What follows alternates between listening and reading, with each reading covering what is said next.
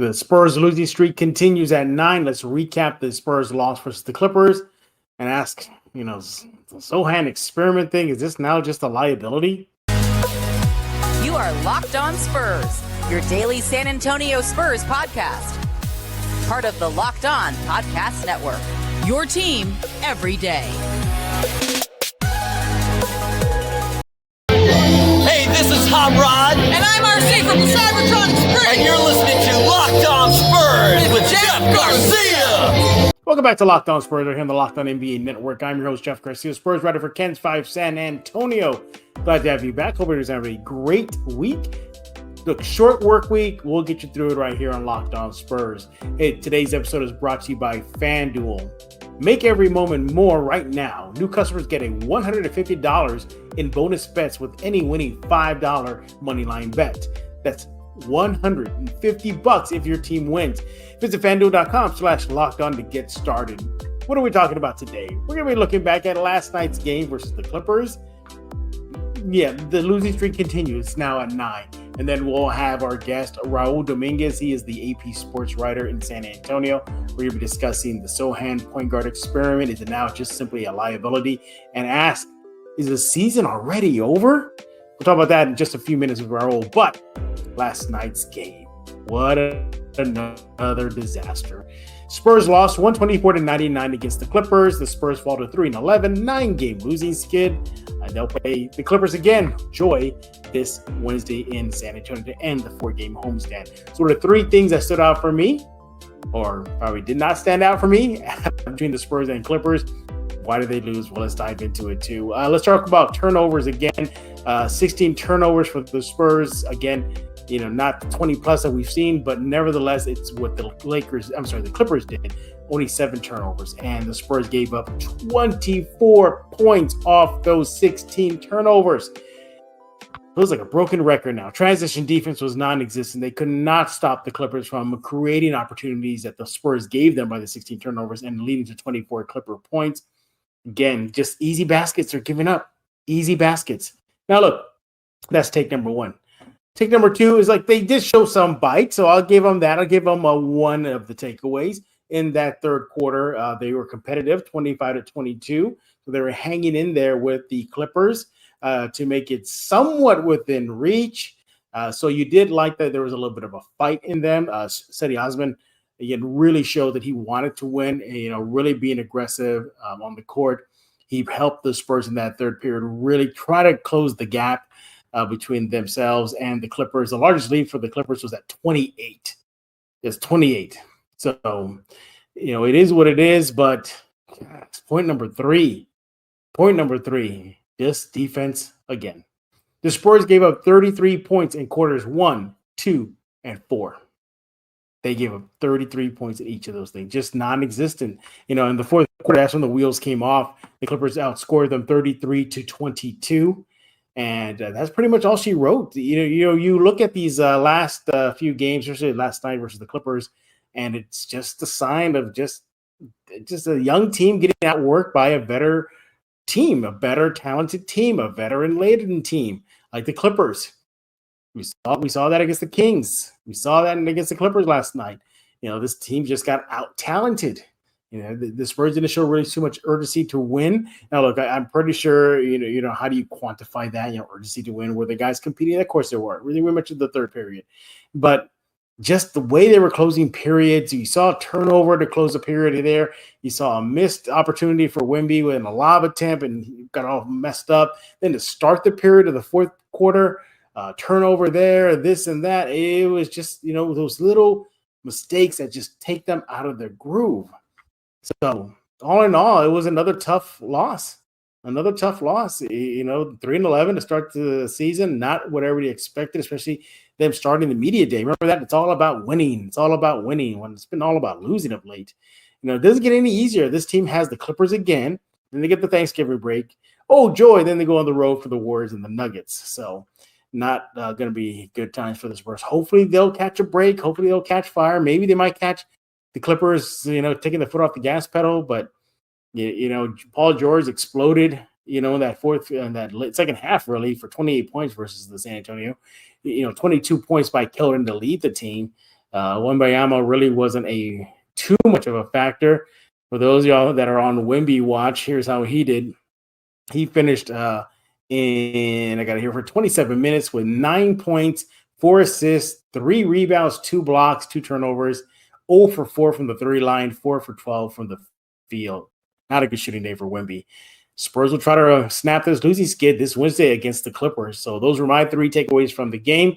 And then a little bonus one. So, let's go to bring in Raul, huh? Coming up next, we got Raul Dominguez of the AP Sports here in San Antonio. We're going to be discussing Jeremy Sochan. At this point, is it now just simply a liability, not necessarily an experiment, just a liability to have him out there as the starting point guard? And then ask the question, is the season all but over already? Coming up next right here on Locked On Spurs.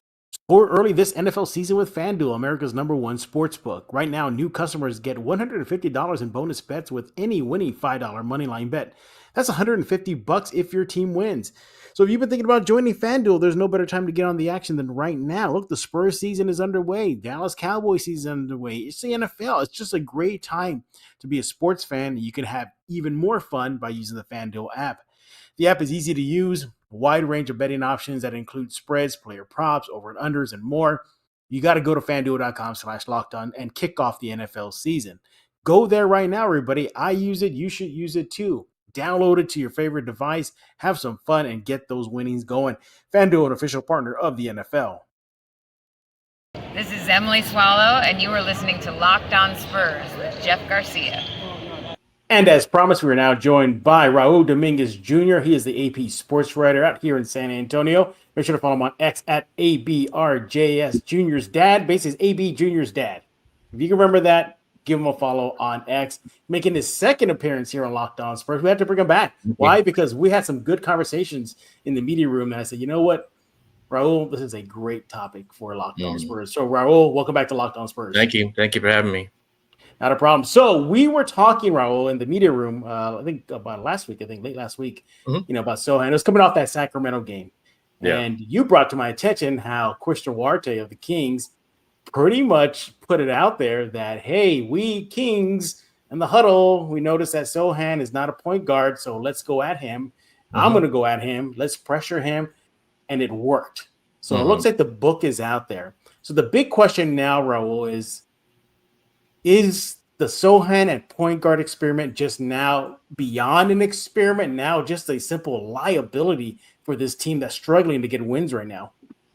I don't know that it's a liability. I mean, he obviously has a tough time playing, is having a tough time adjusting the point guard. But, I mean, this kid's never played point guard in his entire life, and then you want him to learn on the fly, playing against the world's best basketball players. So it's going to be a little difficult. I think the Spurs are preaching patience with the whole team, but especially with Jeremy. So I think they're going to let this play out through the rest of the season and see how it goes. I don't see them wavering from this. So as far as the liability, yes, he's having difficulty. Yes, teams are attacking him. Yeah, they're attacking him now. I mean, it's I'd walk into some locker rooms and, after games, and you see their strategy on the board, so-and-so, 3-point threat, so-and-so, leave him alone if he's at the 3-point line. Like there's obviously going to be things in scouting reports, and people are going to see that Jeremy's having a tough time. And it's no secret that he's not a point guard. He's learning to be a point guard. I know a lot of people are sort of piling on Jeremy and kind of almost making it seem like they're struggling because of Jeremy. I think it's just everybody. I think it's Jeremy, Kelvin struggled at times, Devin struggled at times, Wemby struggled at times. It's just this team is learning on the fly. But say he's a liability. He is. He's having a tough time. But I mean, you have to remember, Jeremy's a kid who last year people were praising and talking about how this kid could be a superstar, and I still think he can be. But again, you can't learn a point guard position, especially not in the NBA, overnight. I see him getting better. He's starting to look for his players better. Like you see him, like he has his head up more, so he's starting to find them. He a lot of times when I see him do point guard, he sort of dribbled toward them and then just sort of hand it off rather than making a pass. And he seems to not be doing that as much. He's actually making some good passes. So he's starting to learn it. But again, there's times when he's got to work really hard just to get across half-court line. And then once he does that, he passes it up right away. Yeah. So I'm sure the Spurs are going to start maybe having somebody else bring it up, maybe assisting him a little bit more. Mm-hmm. I think maybe they want to see how he handles that pressure, coming up the court. But I think you'll start to maybe seeing the Spurs do some adjustments as far as how they bring up the ball, sort of who initiates that type of offense. But I still think this can work. But it's not going to happen. It's not going to happen the first month. It's not going to happen the second month. It may not be until second half of the season where you go, man, this kid's good at point guard. Yeah, I don't see the Spurs stopping this experiment with Sochan at PG, starting PG. So, get ready, Spurs fans. It's, no need to be crying about it. It's here to stay, at least for now. But, I look at him, Sochan, and yes, he is getting better. We'll go into the numbers in a few seconds, but it's those costly turnovers. It's those ones at the most inopportune times. They're in the game, and then he gets his pocket pick. They're hanging in there with Sacramento, and they go, hey, wait a minute, we can really put this team away. Let's just pressure Jeremy. That's where I see the liability. I'm pretty sure, Pop makes this obvious, and he says it so many times in his career, says everybody knows each other's playbooks. There's no secrets, so that's already out there. So where I see liability is if in the short term, the Spurs pick up these losses because of Sochan's, inexperience at the PG spot. Look, he's already vented Raul, about it. He backtracked a bit, saying he's still going to have confidence and move forward with it, but it is wearing on him. Hopefully he'll get better. Now, you have some of the numbers. Now, before we get into some of the specific numbers, you brought up some really interesting numbers when it comes to turnovers. He's actually not that bad, is he?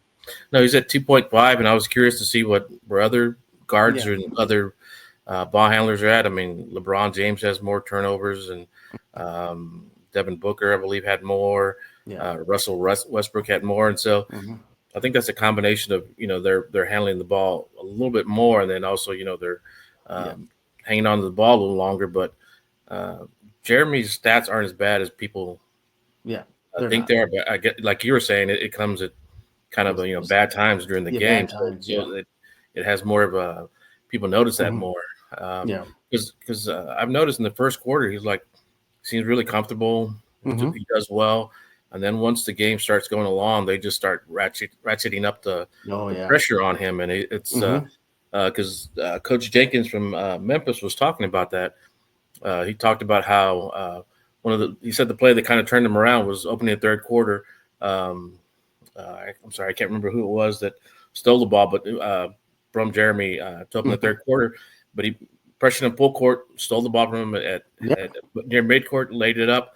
And Jenkins talked about how that completely turned things around. They realized they could be physical, that they could put pressure, and that sort of got their juices going and increased the energy. So teams are going to do that.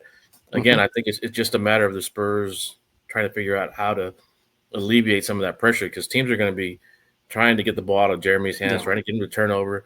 So, maybe having somebody else bring up the ball, maybe having a couple people bring up the ball, but, Pop's going to stick with it. Pop's Pop's going to figure it out. So, he's already, I'm sure he already has. So he's just, I still biding think his time. Yeah, exactly. You just look at his work schedule. That's what he's doing. He's going to work every time he goes to the Frost. So last night he had to go up against Westbrook and Harden. Okay. Tomorrow night he has to go up against Westbrook and Harden. Guess what? The night after that he has to go over Steph Curry. Well, if he plays, I know there's a situation, but even if he doesn't, Klay Thompson is out there.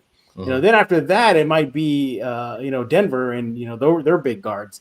So he has a lot on his plate. So what, he might struggle tomorrow night versus the Clippers going up against those two guys, Harden and Westbrook. So imagine you having to not only run the offense in a position you're not familiar with, and then having to go back on defense and say, okay, now I got to deal with Harden. Now I got to deal with Westbrook. Now I possibly might have to deal with Jamal Murray or Klay Thompson. I mean, it just gets piled on and piled on. So and that's where fans probably sometimes don't see the big picture, is that he has a lot on his plate. Now, we're talking about stats right now, Raul. I mean, not bad. I mean, he's giving you about 11 points per game, 5 rebounds a game, close to 5 assists a game, a steal, and of course, we know the turnovers are minimum. But what really stands out is the 3-point shooting. Wasn't it last year where Spurs fans were just begging him not to shoot the three? Now he's at 42%. I mean, at the time of this recording. So, Raul, kudos to him in that department.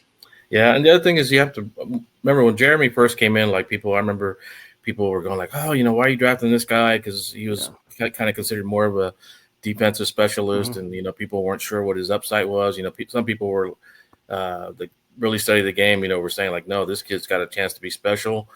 And his game has evolved, defensively. He's obviously was great last season. His offense got better as the season went along. His offense is good this year. It seemed like he's starting to do more of the back down now against the shorter point guards. Yeah. So he's starting to figure it out. But again, this is a kid that came out, as a defensive specialist, and now he's having to run the offense. And the thing that I was thinking about when you're mentioning him guarding, the thing that's kind of funny is, remember last year he was hounding these point guards and getting steals and in their ear and stuff. So maybe it's in their skin. It's a little bit of payback, maybe. Yeah, exactly. You got to wonder too, this is just kind of a bigger ripple effect of the Josh Primo fallout, because he was their guy. He was their point guard of the future. He was that big point guard they were going to help develop. And unfortunately, the way things turned out, happened. So now they're searching, okay, well, how can we keep that going? So perhaps that's what it is too. But no, I agree that I think Sochan and the Spurs and Pop, they'll figure it out, even if they have to pull the plug on it, because if it gets worse, then, hey, that's how they figured it out. Okay, it doesn't work.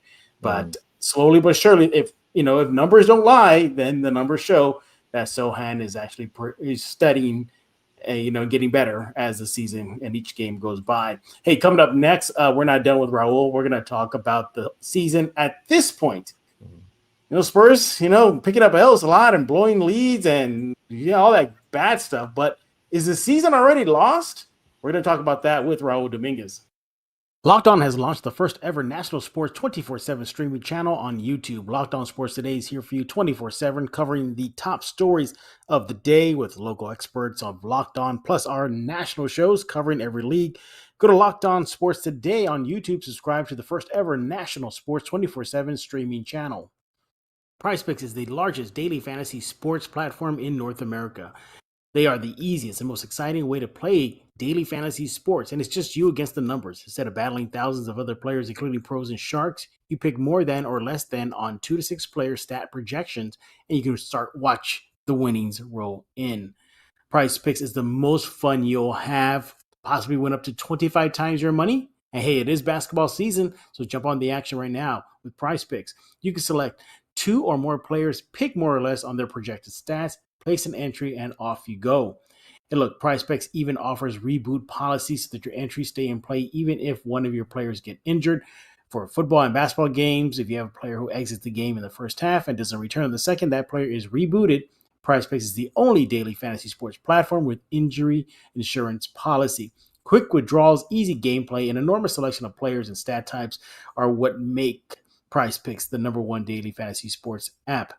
Look, go get it right now. Go to prizepicks.com/LockedOnNBA to use code LockedOnNBA for a first deposit match up to $100. That's prizepicks.com/LockedOnNBA. The code is LockedOnNBA for a first deposit match up to $100.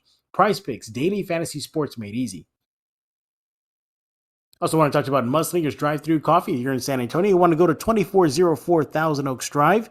That's in the 281 to 1604 area. They're open every day, 6 a.m. to 6 p.m. Yes, and they'll be open even this Thanksgiving Day. Go get your coffee fix right now, everybody. They have a daily selection, a wide variety of drinks. They have an extensive menu. The list goes on how many things you can get at Mudslingers, including the Mudslinger signature drink. the Red Bull infused Lightning Bolt series, even specialty drinks like the Sub-Zero, that's a hat tip for UTSA's Frank Harris. Also the Alien, you know who that's about. That's Victor Wembanyama, drink made in his honor, and so much more. Even the OG OJ, that's the old Orange Julius, recreated only at Mudslingers Drive-Thru Coffee. Go there right now. Over 300 5-star reviews cannot be wrong. You can find them on Instagram, TikTok, Facebook, the list goes on and on. They are on social media at Mudslingers, SATX, all one word. The friendly staff, they are a proud local sponsor of Locked On Spurs and a proud community member helping San Antonio each and every day. 2404 Thousand Oaks Drive, open every day from 6 a.m. to 6 p.m. Go there right now. Go to Mudslingers, everybody. Life is too short for bland coffee. Hey, this is Chris Sabat, and you're listening to Locked On Spurs with Jeff Garcia. And we're back right here on Locked On Spurs with Raul Dominguez. He is the AP sports writer here in San Antonio. Make sure to follow him on X at ABRGS Dad. There we go. Make sure to follow him on X. By the way, Raul, I know you're a fellow nerd like me. You know, maybe you're not as vocal about it as I am. But no, do you approve of the latest edition? Yes, Iron Man, yes. I'm still I'm hoping they bring Downey back in some sort of capacity for the Secret Wars. And hey, they opened up the multiverse. I mean, it's there. There's your path to bring Robert Downey Jr. back, put on that Iron Man suit. You know, even if they don't get Robert Downey Jr., I heard a rumor that they're looking at Raul Dominguez to put the Iron Man suit on. Is that true? Oh, no, I'd probably be one of the villains, probably Mordock or something. Don't get me started on MODOK too, man, because I think they just butchered his character. That was not everybody. That was not my MODOK, and MODOK, and that pretty sure was not Raul MODOK. But hey, before this train gets off the track and we start nerding out here, let's talk about Euro Silver and Black. So, not the start the Spurs wanted. Struggling to maintain leads, struggling in games, eking out wins. Look kind of demoralized at post game, so it just hasn't been going, and it doesn't get any easier. You know, I was mentioning they got the Clippers next, they got the Warriors next, they got the Nuggets next. It's a tough road ahead for the Spurs. Perhaps I need to pump the brakes here, bro. But is the season already lost? I mean, are we there already? It's tough to say. I mean, because as I said in the last. When I spoke to you last time, this team was never going to win a championship. So I'm not sure exactly what expectations fans have. I'm sure fans were thinking Wemby, title, or maybe a turnaround similar to when David first came in or when Tim first came in. But they also have to realize that when Tim and David came in, there was a lot of veterans, a lot of talent, established talent when they came on board. So that, it wasn't just Tim and David. It was Tim and Dave were catalysts for that, but there was a lot of people behind those turnarounds. Yeah, you had Terry Cummings, you had Avery Johnson, you had Sean Elliott. I'm just looking at both sides from Robinson and Duncan. The makeup they had. Yeah, Jerome Kersey. And then when Tim came in, he had David and Avery. Yeah. So I'm not sure exactly if the season is lost. They're about where I thought they'd be. I didn't think they'd be having these tough losses. Last year's team was really feisty. They were feisty last year. And at times I don't see as much of that.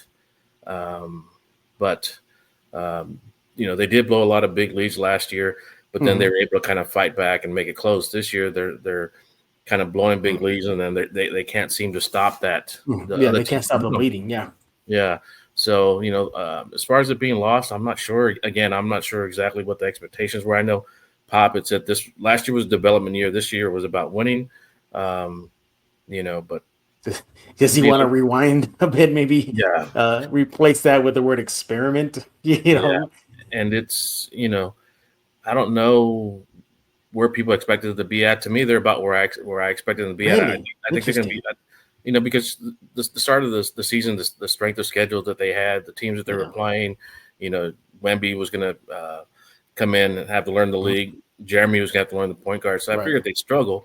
I didn't think they'd be blowing these big leads, and the way they have. Yeah. I always tell people ahead of games, I go, if you're cheering that they're tied or they're ahead after the first or they're in it at half, don't hold your breath. Don't hold your breath. Wait till the third or the fourth. Something bad's going to happen. And we saw that in Memphis. Raul, you and I were there for the Memphis game. I mean, this was me at my media seat. Like, just like, is this really happening? Just like, what?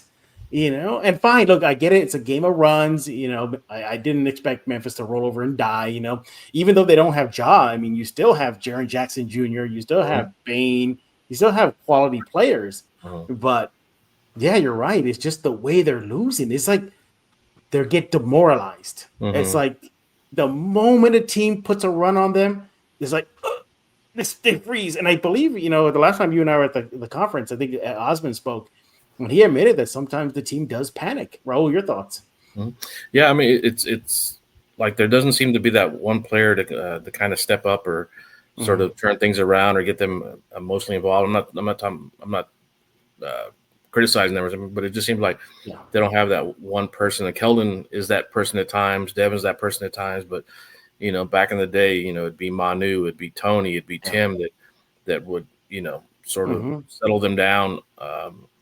Because obviously Pop's gonna say different things and preach different things and yell at times, but it was always, the big three, one of the big three that sort of settled things down on the court. So right now, I don't know that they have that. They have leaders, but I don't know if they have somebody that can, come in and make that big shot and make that big stop. I mean, Manu would take charges, all the time, and just or make a dunk that would just completely turn the momentum around. So right now they just don't seem to have some. They're trying. They are. You see them like they're trying to drive to the basket. Trying to make the defensive stops, but they're just not able to. And like you're saying, that's kind of demoralizing. But they just need to find that one guy that can kind of give them a spark every game.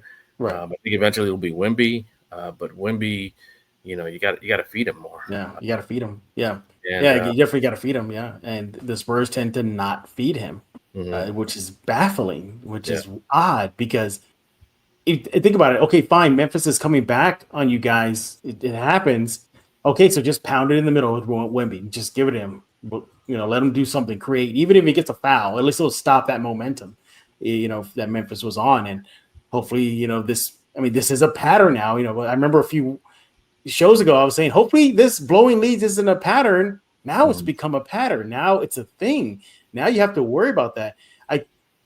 That fourth quarter is like, I think period by period, I get the numbers here, but that is their worst of the game flow. So let me get the numbers here. This is what the Spurs are doing.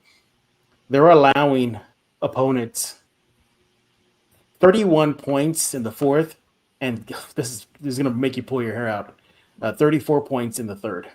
Jeez, they're allowing that. Yeah, I mean, this is just bad. And then their offense has been stagnant. So in the third, they're averaging about 26 a game, and in the fourth, 27.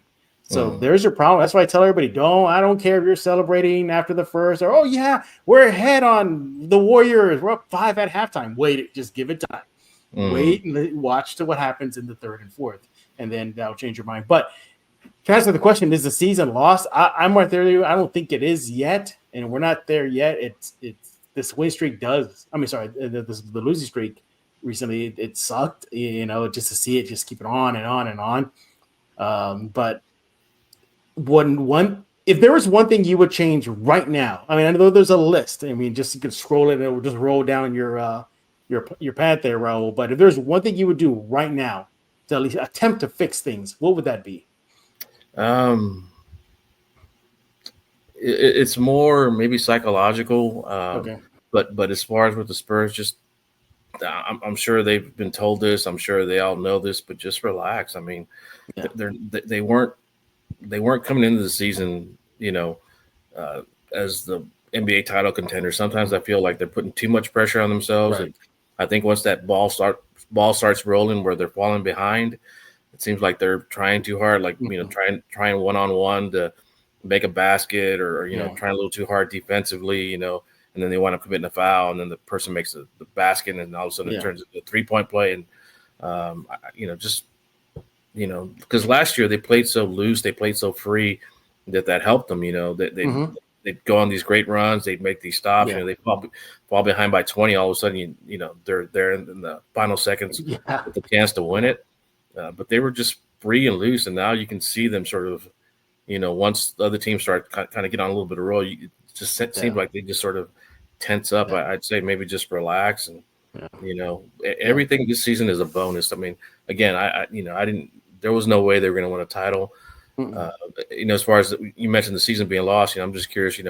What my expectations were. I figured maybe they'd get a play-in spot, or they'd battle for a play-in spot. So just curious, what did you think coming into the season? I thought play-in. They'll sneak in. Not a. What I think. I forgot how this go. Was it 1 through 6 is solid? You're in. It's 7 through 10, right? Mm-hmm. Yeah, I thought they would get the 10th spot. And I still think they can get the 10th. If they fix. I mean, it's not too late to fix things, but I thought they'll get into the 10th, and this kind of be that dangerous team. With Vassell and Wemby and Keldon, that like, oh my God, you can't rest on this team, whoever their opposition will be. But Vegas, you got to wonder, how did Vegas know? I mean, sure, the season's not over yet, but they predicted about 28, 29 wins. I'm pretty sure that's been adjusted at this time of the recording because of the losing streak, but they had them. They actually had them one of the worst teams in the league. I think third worst. And so far that's tracking right now. So yeah, those guys don't want to lose any money. So they study a lot. Yeah, they definitely study. It looks like so far Vegas might be right. Hopefully they're not. But we definitely want to hear from y'all. What do you think about the Sochan point guard experiment? Are you at the point now that you're just pulling your hair out saying, oh, look, everybody, it's just a liability. Just stop it already. The book is out on Sochan. And also, what do you think about the Spurs season at this juncture? Is it already lost? Are you already throwing in the towel? Just a few games into the new season? You want to let us know? You can let Raul know on X. There, see his name at the bottom, ABJRS Dad. If you can't figure it out, those are the initials of his kids, and he's the dad. And also let him know too that you're pulling for him to become the next Tony Stark. So put on the uniform. Hey, it's a multiverse, Raul. So you could be in could be 200, and you are Tony Stark of San Antonio, and your armor is black and white and silver for the Spurs. How about that? That'll work. That'll work. Or you're just MODOK and you're just wrecking havoc on San Antonio. Sort of mariachi. Yeah. You're the MCU's mariachi villain. You strum the guitar and the waves knock down buildings. Make sure to let him know what you think about his thoughts and more. Again, you can follow him on X. You see his name at the bottom. Hey, we thank you for making Locked On Spurs your first listen each and every day. Free and available wherever you get podcasts. Ken's 5 Plus app, YouTube, Spotify, iTunes, the list goes on and on. We'll be back tomorrow. I'd like to preview the game versus the Clippers and hopefully talking about wins and fun things instead of downer topics. But we'll see what the Spurs have to do in the next coming days. So for Raul Dominguez, I am Jeff Garcia. We're going to put a lock on this episode of Locked On Spurs.